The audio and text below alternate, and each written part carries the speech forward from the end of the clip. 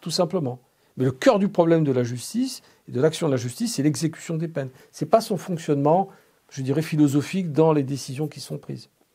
Et là-dessus, il y a beaucoup à dire, d'ailleurs, sur des discours très hypocrites qui sont tenus, je pense notamment aux agressions sexuelles et aux viols. Quand j'entends certaines associations qui dénoncent le peu de condamnations par rapport aux accusations, je dis là encore qu'elles n'y connaissent rien, que ceux qui disent ça ne connaissent rien à la procédure, qui est beaucoup plus complexe que ça. Ah oui. Ben, c'est pas parce que vous déposez plainte pour viol, par exemple, que vous êtes soit victime, soit qu'il y a un auteur de viol. On oublie qu'il y a la nature humaine entre deux. Moi, pas que moi, je n'étais pas tout seul. Nous étions quelques-uns à gérer ce type de problème très spécifique à Marseille. Tout n'est pas, je dirais, sincère. Il y a aussi une dynamique de règlement de compte qui est actuellement renforcée par des discours démagogiques qu'on n'a jamais connus. Je pense à Sandrine Rousseau, à Lise Coffin, je pense à toutes ces personnes qui sont d'une hystérie absolue contre le genre masculin et qui considèrent que toute personne qui dépose plainte pour viol ou agression sexuelle a nécessairement raison. Ou même si elle ne dépose pas plainte d'ailleurs. Même si, oui, voilà, c'est encore un simple tweet suffit. Hein. Oui, non, mais là, on est dans le surréalisme, là, on est dans le règlement, on est dans la calomnie, là, pour moi, à ce niveau-là. Hein. Enfin, on est dans un système de droit qui, d'ailleurs, préserve les droits de chacun, protège les uns et les autres. Si on commence à considérer que le fait d'aller publiquement dénoncer quelqu'un sur les réseaux ou sur un plateau télé ou sur un plateau de radio, ça suffit pour envoyer quelqu'un en prison, on a changé de système. On est dans le règne de la calomnie, de la diffamation. On casse l'outil qui protège tout le monde, qui est l'outil du droit. C'est non seulement pas acceptable, c'est dangereux, c'est très dangereux. Et vous savez, je vais vous dire une chose. Je suis intimement convaincu que si on laisse trop d'espace médiatique à des gens qui sont dans la dénonciation du genre masculin principalement, ça va avoir l'effet exactement inverse que celui qui est recherché. Parce qu'on va créer des surtensions, des ambiances de surtension dans des couples qui n'avaient aucunement envie que leur affaire soit déballée comme ça, ou sur les médias, ou tout de suite au commissariat. Et on l'a vu, ça peut avoir des conséquences dramatiques. Moi, j'aurais qu'une chose à leur dire, hein, c'est calmez-vous.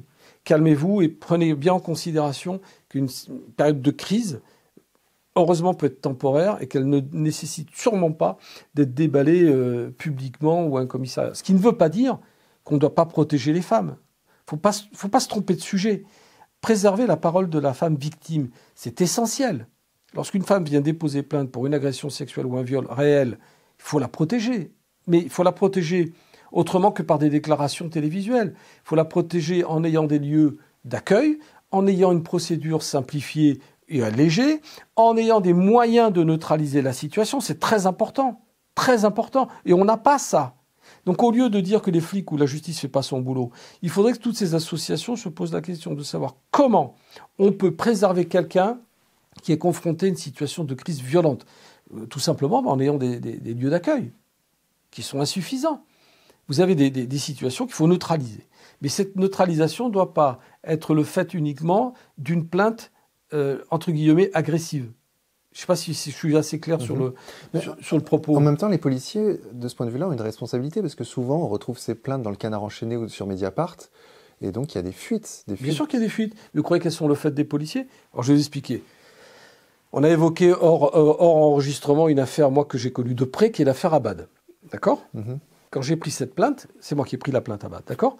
Quand j'ai pris cette plainte en 2017, qu'est-ce qui s'est passé ? Une fois que c'était clôturé, une fois que la dame est repartie et que la plainte a été formalisée, elle a été transmise par des voies électroniques, mail, à la fois à l'attention du parquet de Paris et à la fois de la chaîne des autorités hiérarchiques. Moi, dès lors que ça part dans ces circuits-là, tout peut arriver. Tout. Et ce n'est pas nécessairement nécessairement le fait d'un flic X ou d'un magistrat Y. En tout cas, ce n'était pas moi qui l'ai fait fuiter, mais la plainte a fuité. Et c'était qui a fait fuiter à votre avis ? J'en sais rien. C'est impossible de le savoir. Ça part dans des tuyaux qui sont... vous avez affaire à une personnalité politique.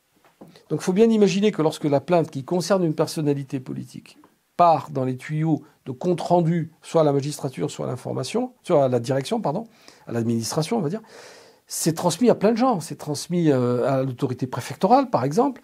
C'est transmis au parquet. C'est transmis à tous les circuits qui peuvent être intéressés, y compris à des circuits politiques. Donc la source de la fuite, elle est multiple. C'est impossible de savoir qui a fait fuiter cette plainte. Il est évident que dans la haute administration, vous avez des gens qui sont en relation avec un tel ou un tel qui est membre d'un parti politique, mais à qui on va envoyer ça, en destinataire multiple. Donc la plainte de la veille, elle se retrouve dans un nombre de circuits invraisemblables, et c'est pas nécessairement, j'ai envie de dire, c'est surtout pas un flic qui est à l'origine de la fuite. Tout simplement parce que la plainte initiale est enregistrée avec mon nom et sous mon identifiant. Ah bah oui. Donc il faudrait être complètement dingo pour faire fuiter de notre propre initiative une plainte que vous avez prise. Bah mais ça part après dans de tels circuits que ça se noie. Mais on ignore ce genre de choses, vous voyez. Ben, c'est pour ça qu'on en parle. Exactement.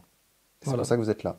J'espère que c'est plus clair. J'espère pas m'exprimer suffisamment clair pour que les gens comprennent que les processus et les choses sont beaucoup plus complexes que ce qui y paraît. Une plainte, une procédure doit être apaisée. Je pense aux affaires notamment d'agression sexuelle ou de viol qu'on surmédiatise. Les gens qui sont concernés par ça n'ont certainement pas besoin de ça. Et je pense notamment dans l'intérêt des déclarantes. Surmédiatiser une personnalité, à part si c'est pour faire le buzz média et en retirer je ne sais trop quoi, c'est complètement contre-productif. Je vous dis, moi j'ai traité des dizaines d'affaires comme ça, des dizaines. Alors qu'une sur 10 aille en procès, moi je vous dis les yeux dans les yeux, c'est normal. Ah oui.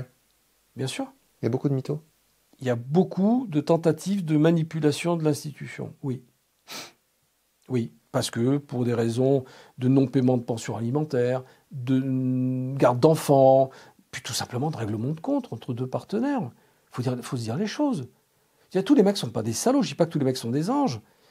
Il y a des salauds, bien sûr qu'il y a des salauds, mais vous avez aussi des femmes qui ont une appréciation de l'honnêteté morale à géométrie variable. Et donc si vous n'avez pas conscience de ça, alors effectivement, si on veut faire plaisir à certaines, notamment, si on va envoyer 100% des hommes devant les tribunaux, oui, vous pouvez, mais vous allez avoir 99 innocents qu'on va envoyer à la barre des accusés. C'est ça la justice? Je suis pas sûr. Je suis pas sûr et je crains surtout que les 99 que vous envoyez injustement devant les tribunaux ne ressortent pas des salles d'audience avec une haine absolue. Parce qu'il faut vraiment avoir conscience que tout n'est pas blanc, tout n'est pas noir. J'en reviens au film de Clouseau. La vérité, elle est souvent entre les deux, elle est souvent grise. Mais avant de faire le procès d'intention à la justice, à la police ou à qui que ce soit, intéressons-nous, et c'est le message que je leur fais passer, aux capacités matérielles à neutraliser ce genre de situation. Et on en reparlera, à savoir lieu d'accueil, procédure simplifiée, et arrêtons de se focaliser contre les flics ou contre la justice, parce que le problème n'est pas là. Enfin, il n'est pas seulement là, en tout cas. Jean-Pierre Colombiès, merci beaucoup. Merci à vous.